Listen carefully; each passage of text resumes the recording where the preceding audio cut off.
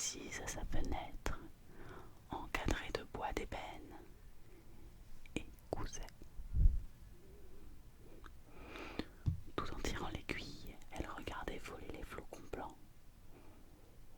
Elle se piqua le doigt, et 3 gouttes de sang tombèrent sur la neige. Ce rouge sur ce blanc faisait si bel effet qu'elle se dit: si seulement j'avais un enfant aussi blanc que la neige, aussi rose que le sang, aussi noir que le bois de ma fenêtre. Peu de temps après, une fille naquit. Elle était blanche comme neige, rose comme sang, et ses cheveux étaient noirs comme de l'ébène. On l'appela Blanche-Neige, mais la reine mourut en lui donnant le jour. Au début de l'année, le roi épousa une autre femme. Elle était très belle, mais elle était fière et vaniteuse, et ne pouvait souffrir que quelqu'un la surpassât en beauté. Elle possédait un miroir magique. Quand elle s'y regardait en disant: miroir, joli miroir, qui est la plus belle du pays, le miroir répondait: Madame la reine, vous êtes la plus belle du pays. Et elle était contente. Elle savait que le miroir disait la vérité. Blanche-Neige cependant grandissait et devenait de plus en plus belle. Quand elle eut atteint 17 ans, elle était déjà plus jolie que le jour et plus belle que la reine elle-même. Un jour, que celle-ci demandait au miroir: miroir, joli miroir, qui est la plus belle du pays, celle-ci lui répondit: Madame la reine, vous êtes la plus belle ici.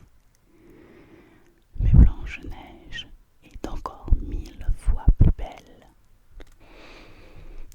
La reine en fut épouvantée. Elle devint jaune et verte de jalousie.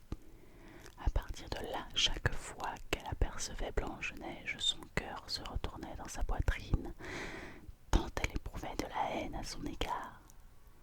La jalousie et l'orgueil croissaient en elle comme mauvaise herbe.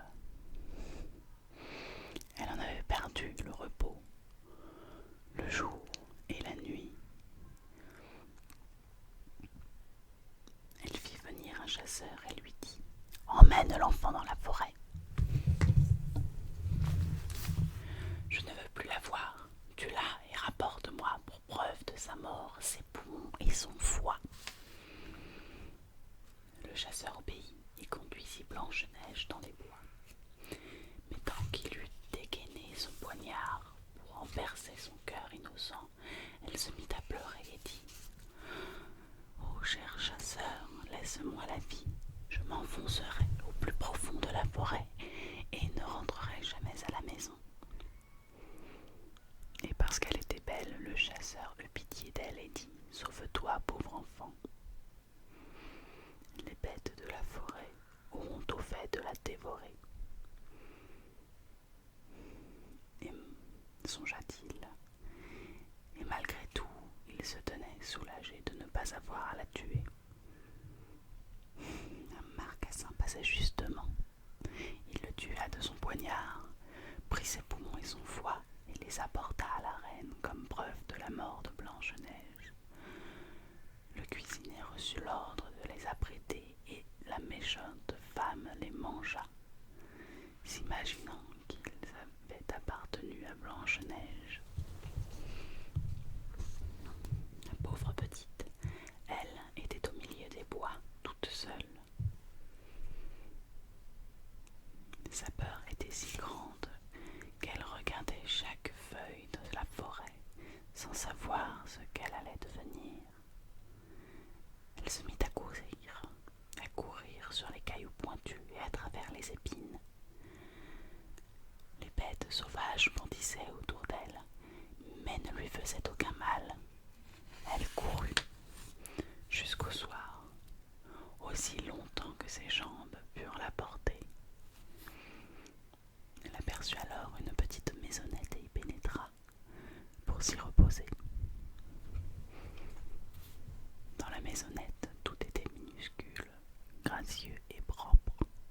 On y voyait une petite table couverte d'une nappe blanche, avec 7 petites assiettes, 7 petites cuillères, 7 petites fourchettes et 7 petits couteaux,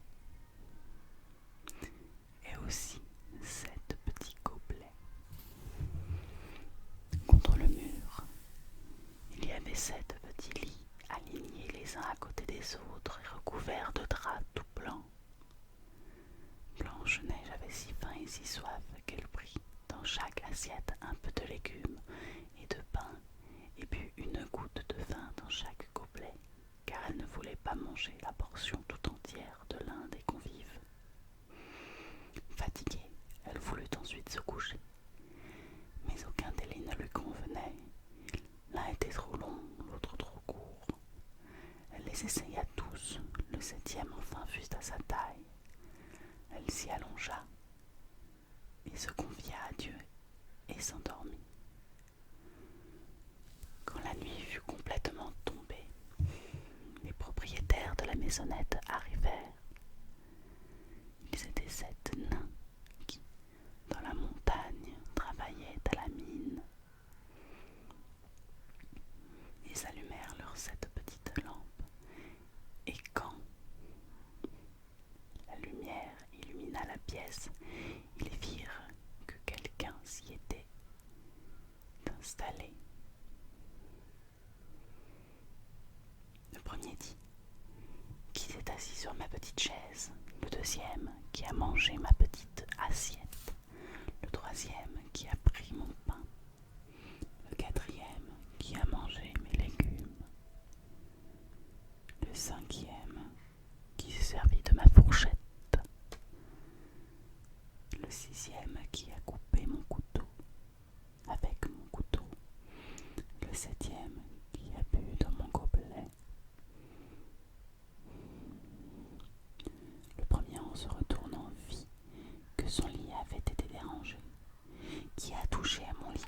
Dit-il. Les autres l'approchèrent en courant.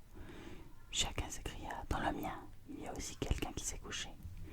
Mais le 7e, quand il regarda son lit, il vit Blanche-Neige endormie.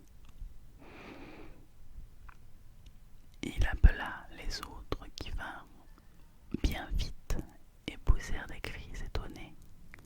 Ils prirent leurs 7 petites lampes et éclairèrent le visage de Blanche-Neige. Mon Dieu, mon Dieu, mon Dieu, mon Dieu, s'écrièrent-ils. Que cet enfant est joli. Ils en eurent tant de joie qu'ils ne l'éveillèrent pas et la laissèrent dormir dans le petit lit. Le 7e des nains coucha avec ses compagnons 1 heure avec chacun, et la nuit passa ainsi. Au matin, Blanche-Neige s'éveilla. Quand elle vit les 7 nains, elle s'effraya, mais ils la regardèrent avec amitié et posèrent déjà des questions. Comment t'appelles-tu? Je m'appelle Blanche-Neige, répondit-elle. Comment es-tu venue jusqu'ici? Elle leur raconta que sa belle-mère avait voulu la faire tuer, mais que le chasseur lui avait laissé la vie sauve, et qu'elle avait ensuite couru tout le jour jusqu'à ce qu'elle trouvât cette petite maison. Les nains lui dirent: si tu veux bien t'occuper de notre ménage, faire la manger, faire le lit, laver et coudre et tricoter, si tu tiens tout en ordre et en propreté, tu pourras rester avec nous et tu ne manqueras de rien. D'accord, d'accord, de tout mon cœur, dit Blanche-Neige, et elle resta auprès d'eux. Elle s'occupa de la maison. Le matin, les nains partaient pour la montagne, où ils arrachaient le fer et l'or. Le soir,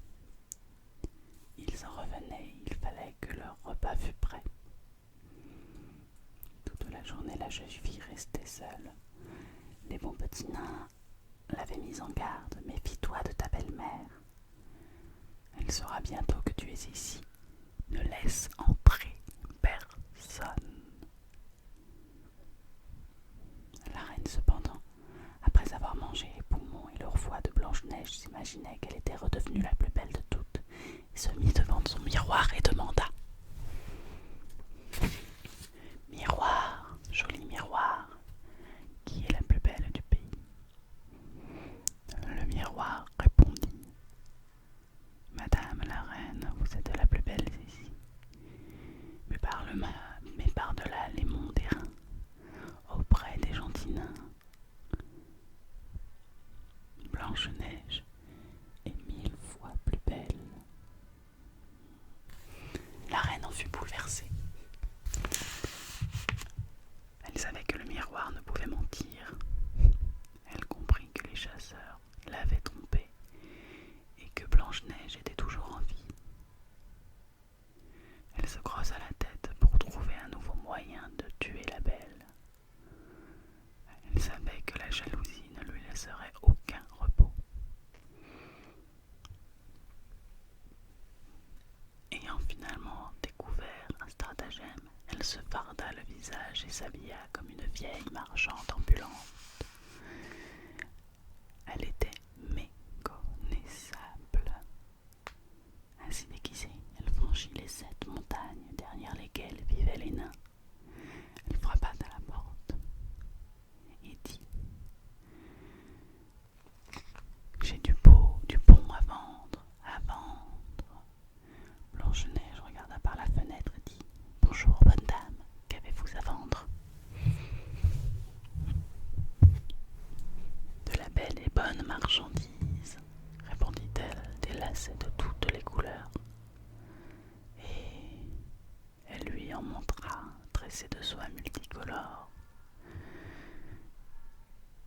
Je peux bien laisser entrer cette bonne et honnête femme, se dit Blanche-Neige. Elle déverrouilla la porte et acheta un joli lacet. Enfant, dit la vieille, comment tu dis bon?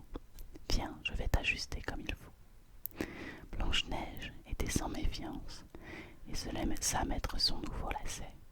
Mais la vieille femme serra rapidement et si fort que la jeune fille perdit le souffle et tomba comme morte. Et maintenant, tu as fini d'être la plus belle, dit la vieille en s'enfuyant.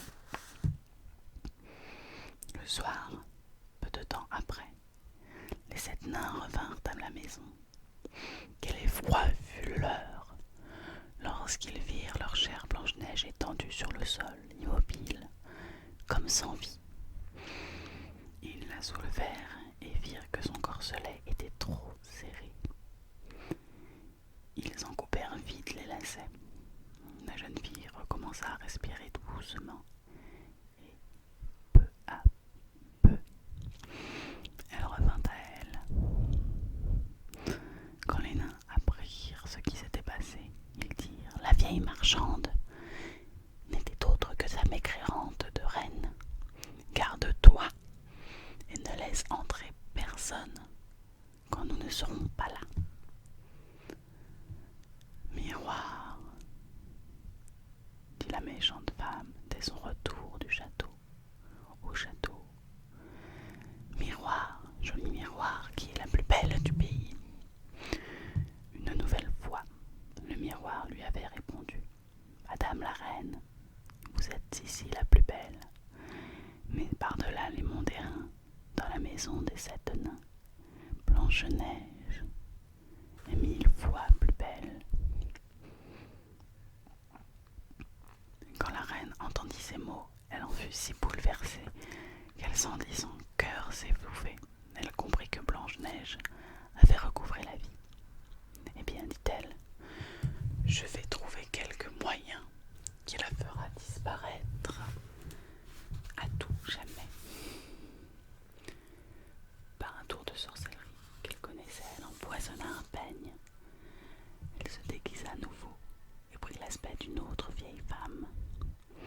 Elle franchit ainsi les 7 montagnes en direction de la maison des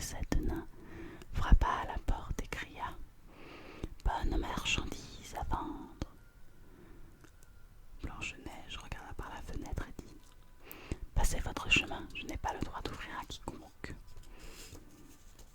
Mais tu peux bien regarder, dit la vieille, en lui montrant un peigne empoisonné. Je vais te peigner gentiment et joliment. La pauvre Blanche-Neige ne se doutait de rien et laissa faire la vieille. À peine le peigne eut-il touché ses cheveux que le poison agit et que la jeune fille tomba sans connaissance. Et voilà, dit la méchante femme qui s'était fait, c'en est fait de toi, prodige de beauté. Et elle s'en alla. Par bonheur, le soir arriva vite et les 7 nains rentrèrent à la maison. Quand ils virent Blanche-Neige étendue comme morte sur le sol, ils songèrent aussitôt à la marâtre et cherchèrent et trouvèrent le peigne empoisonné. Dès qu'ils eurent retiré le peigne de ses cheveux, Blanche-Neige revint à elle et leur raconta ce qui s'était passé. Ils lui demandèrent une nouvelle fois de plus d'être sur ses gardes et de n'ouvrir à personne. Rentrée chez elle, la reine s'était assise devant son miroir et avait demandé « Miroir, joli miroir, qui est la plus belle du pays ?»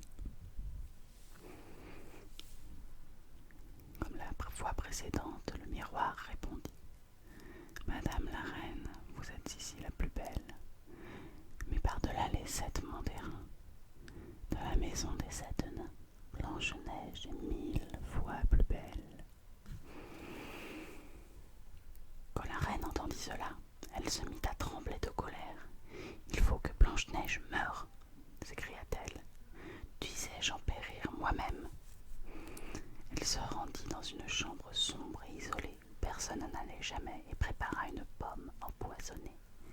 Extérieurement, elle semblait belle, blanche et rouge, si bien qu'elle faisait envie à quiconque. Mais il suffisait d'en manger un tout petit morceau pour mourir.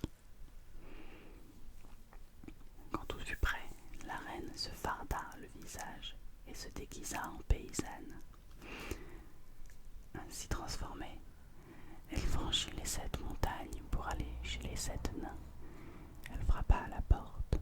Blanche-Neige se pencha par la fenêtre et dit « Je n'ai le droit de laisser entrer quiconque ici. Les 7 nains me l'ont interdit. »« D'accord, répondit la paysanne, j'arriverai bien à vendre mes pommes ailleurs, mais je vais t'en offrir une. »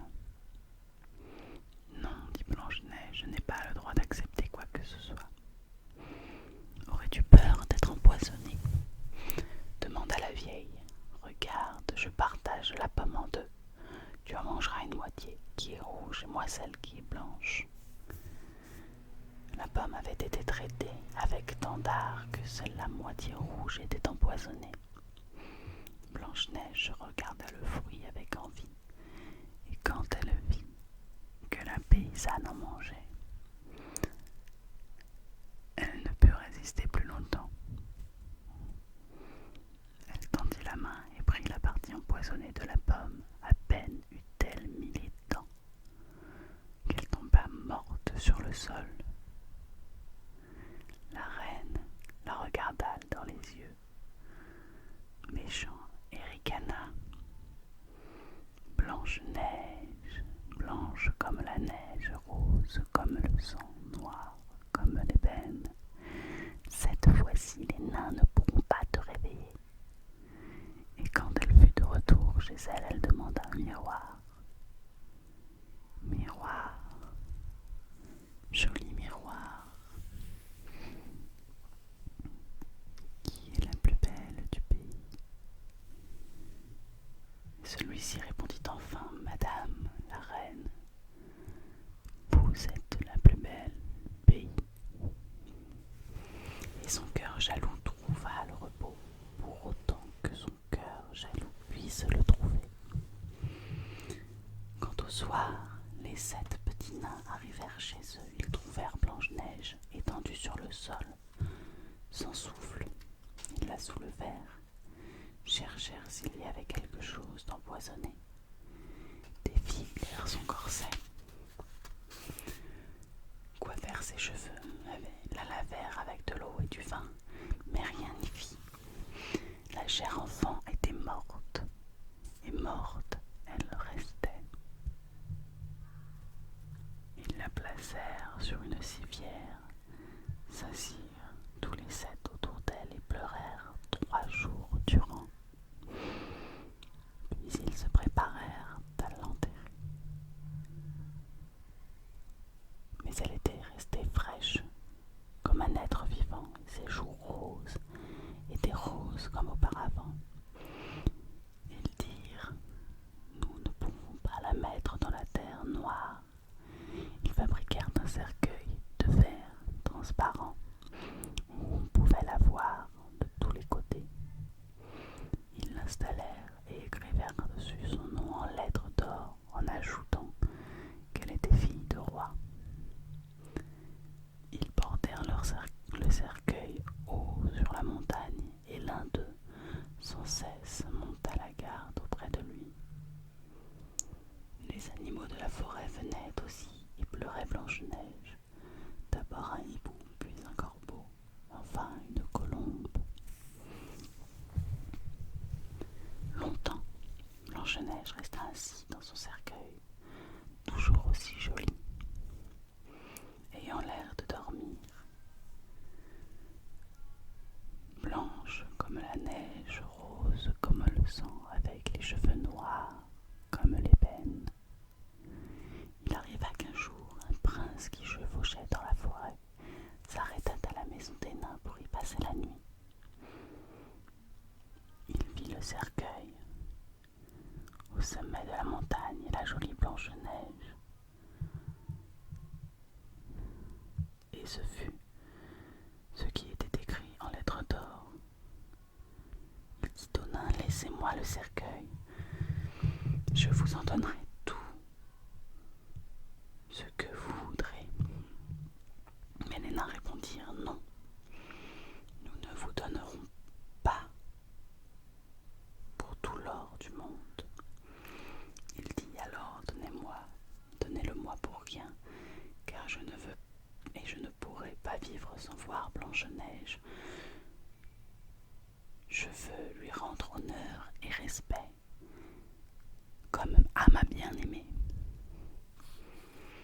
Quand ils entendirent ces mots, les bons petits nains furent saisis de compassion et lui donnèrent le cercueil. Le prince le fit emporter sur ses épaules, sur les épaules de son serviteur, et comme s'ils allaient ainsi, l'un d'eux buta sur une souche.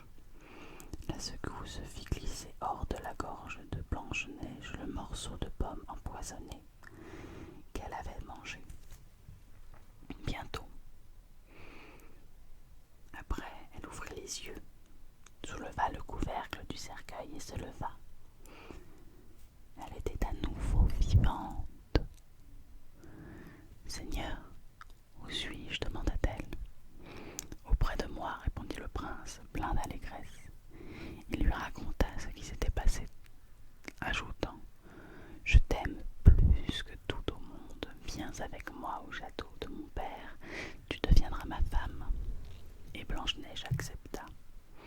Elle l'accompagna, et leurs noces furent célébrées avec magnificence et splendeur. La méchante reine, belle-mère de Blanche-Neige, avait également été invitée au mariage, et après avoir revêtu ses plus beaux atours, elle prit place devant le miroir et demanda: « Miroir, joli miroir, qui est la plus belle du pays ?» Le miroir répondit: « Madame, Madame la reine, vous êtes ici la plus belle. Mais la jeune souveraine est 1000 fois plus belle. » La méchante femme proféra un affreux juron, et elle eut si peur qu'elle en perdit la tête. Tout d'abord, elle décida qu'elle n'irait pas au mariage, mais elle ne parvenait pas à se contenir. Il lui fallait y courir pour voir la jeune reine.